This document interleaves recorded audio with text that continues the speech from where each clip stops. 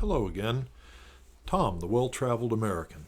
Today I'd like to touch on a subject that's caused a lot of concern over in Europe, that being the national security strategy of the United States as outlined by President Donald Trump in last few weeks of November.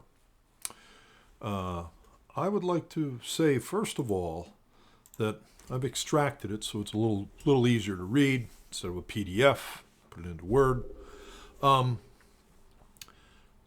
Europeans are the governments are apoplectic over all of this. Well, let's get into what they're so unhinged about. What are Americans' core foreign policy interests and what do we want from the world? Well, there's a large preamble that was outlined in this, and I'm just going to cut through all of it because it's a preamble. A couple priority items, so I think we ought to mention straight away. Priorities. The era of mass migration is over. Who a country admits into its borders, in what numbers and from where, will inevitably define the future of that nation.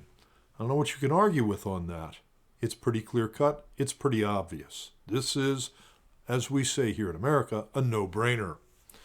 A protection of core rights and liberties.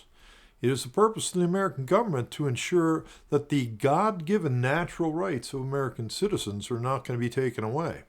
What does that mean?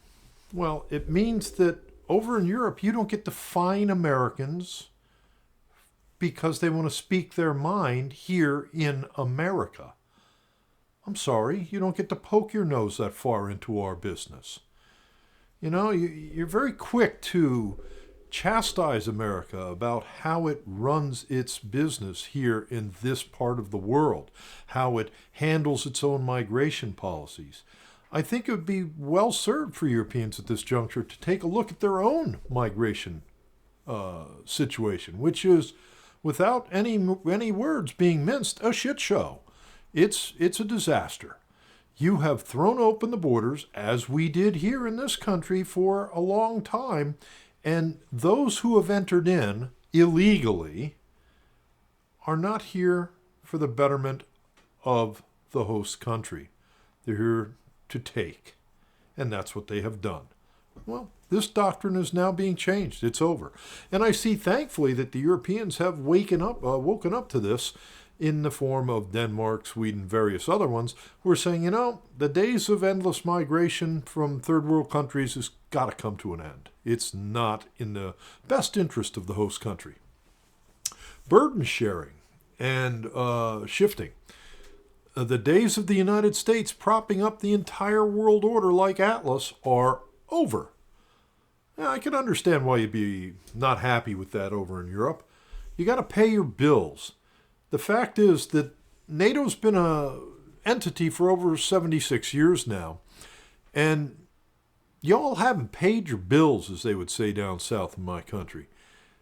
You haven't done it. You've just let us take it all on over here, which means the American taxpayer paid in and didn't get a whole lot back out. It's not fair. It's not reasonable. And I can understand why you're upset, because we're pulling the plug on this and you want to lash out and blame Donald Trump. But guess what? We're done being suckers. We're no longer going to provide for your common defense when you make business deals with the enemy. Nord Stream 1, Nord Stream 2, Druzhba Pipeline, etc., buying all sorts of things from people that NATO is supposed to defend you from. You were warned about this back in the first Trump administration, and we didn't like that. Oh, how dare this tyrannical beast from America. Look, we're tired of it. Now it's round 2. Consider yourself cut off. Step up to the plate, provide for your own common defense, at least on some level of equity with what America has done for 75 years plus. It's time to pay up. Realignment through peace. We're seeking peace deals all over the world. We realize that wars are expensive. If you pay for them all the way we have, then you'd know this already. But you haven't. So guess what? Pay up. All right, so much for the preamble.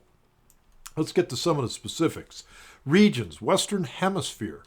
The Trump corollary to the Monroe Doctrine is we've had years of neglect with this. Once again, we've let everybody else run the show for us. Well, you know what? Those days are over. We're now going to take charge of the Western Hemisphere. And if anybody doesn't like it, it's too bad. I don't need England, Germany, or anyone else telling us how to run our drug interdiction here in the Caribbean. I don't think you know the score here. Well, here, let me help you out. Don't worry, most Americans are pretty illiterate to this also, so I'll take a shot at them also. The fentanyl crisis in this country has caused more deaths to our young people than World War II did. Get it? We're done. We're done with it. Those who seek to bring illegal narcotics into this country will be hunted down and exterminated. I'm going to use those words. President, not going to go that far, but I'm going to use them because that's our new policy. And if you don't like it, then don't run drugs into my country. That's it. Nothing to discuss here. Take care of your own problems first. Deal with your own illegal migrant population. Deal with your own drug issues. Deal with your own security. Yeah, we're stepping back from it. Yeah, we are. So, man up, as they say. Asia. The economic future and prevent military confrontation. Yeah, while we're busy worrying about the security of Europe, the bigger game is being played on the chessboard over in Asia, over in the Pacific. In case you haven't noticed, China's pretty big and pretty powerful. We'll come to how that happened here in a little bit, but we're going to have to deal with it. Who's going to deal with it? Denmark? Sweden? France? No, I don't think so. So we're going to take that burden on. We're going to ensure that they, from the Chinese Communist Party, do not extinguish the flame of freedom and Western democracy. Yeah, you can thank us later. We're taking up on that. All right? So, we've had disastrous decades of mistaken American assumptions about China, namely that the opening of our markets to China would encourage American business to invest in China and outsource manufacturing to China so that we facilitated China's entry into the so-called rules-based international order. That didn't happen. Didn't. China got rich. China got powerful. China used all of its wealth to grow itself a quite potent Navy, Air Force, Space Force, Army, all of it. And they've used it to threaten their neighbors. I'll be honest here. American elites over the 4 successive administrations, both political parties, were part of this nonsense. We were willing enablers of China's strategy or in denial of what it was. That's done. We're not going to play that game anymore.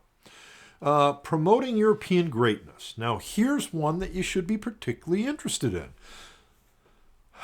I'm going to quote directly from it, so there's no mistake. American officials have become used to thinking about European problems in terms of insufficient military spending and economic stagnation. There's truth to this, but Europe's real problems are even deeper. Continental Europe has been losing a share of global GDP down from 25% in 1990 to 14% today, partly owing to nationalization and transnational regulations that undermine creativity and industriousness. In other words, you had a lot of protectionism going on. But this economic decline is eclipsed by the real and more stark perspective of civilizational erasure. What do we mean by that? Well, you're failing to have children. You're importing in all sorts of people from third world countries that is basically wiping European culture off the map. I mean, why am I concerned? I'm an American. Well, I like Europe. I've been over there many times. I'd hate to see the Louvre be transformed into something I don't want to think about. You better get serious about this because it's happening already. Paris is rapidly becoming a no-go zone for many people. Okay, and other cities also. I don't think I'd like to send my daughters to Malmo. Better get a grip on the rape thing there. Larger issues facing Europe include activities of European Union and other transnational bodies that undermine political liberty, sovereignty, migration policies that are transforming the continent and creating strife, censorship of free speech. Oh, let's talk about that. See, here in America, we hold free speech to be second to nothing as far as our concern. In fact, a quick perusal of our Constitution would note that a First Amendment was to protect freedom of speech. That's accomplished, by the way, because of the Second Amendment that says I being an individual American, get to carry a gun. I do not rely upon a state-controlled police force for my security, the security of my family and friends. We're armed over here. It's for a reason. It's not to protect us against the Russians, or the Chinese for that matter. It's to protect us from our own bloody government who has, over the years, through socialist tendencies, gotten pretty bad. Well, if it's bad here, it's way worse in Europe. England has become absolutely unrecognizable. You can't put a British flag out without somebody having a problem with it. You can't say your opinion in public or online without running the risk of being actually thrown in jail. I'll help you out here. That's not freedom. Freedom is I get to say what I want. If I want to say Donald Trump's not a good guy, I can do it. If I want to hate on Joe Biden, I can do it. I can do it online. I can get a bullhorn and go out to the corner down the street and scream all day and night about that. And guess what? It's all okay. Nobody's going to arrest me for doing it. And that's the way it should be. When you stifle freedom from any end, you have a problem. When you take away people's right to defend themselves, you got a problem. You're Europeans. I really shouldn't have to remind you of who Adolf Hitler was and what were the things that he did to take power. He took away people's freedom of speech, and he took away everybody's private ownership of firearms. And the rest, as they say, is history. Thankfully, America once again stepped up to the plate as the quote-unquote arsenal of democracy. In fact, we even saved Russia, because it would have been a different situation without the thousands upon thousands of military munitions, the hundreds of thousands of military munitions, trucks, vehicles, and lead us not forget, most importantly, food. It's hard to fight a war when you're starving to death. Even Nikita Khrushchev admitted that the greatest gift that America gave during World War II was food. Oddly enough, in the form of Spam, which most Americans don't seem to like. I personally like Spam, but that's a personal thing. You've been poking your nose in our business politically for years. The BBC itself is forced to admit in open court that they altered Donald Trump's speeches in order to make him look bad before the election. That's overt interference.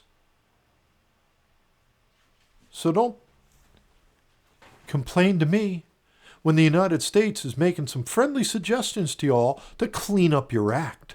Allow free speech on the internet. Allow free speech in public. Allow for these things to happen. Control your borders. And then maybe we'll get back to doing more reasonable business with y'all.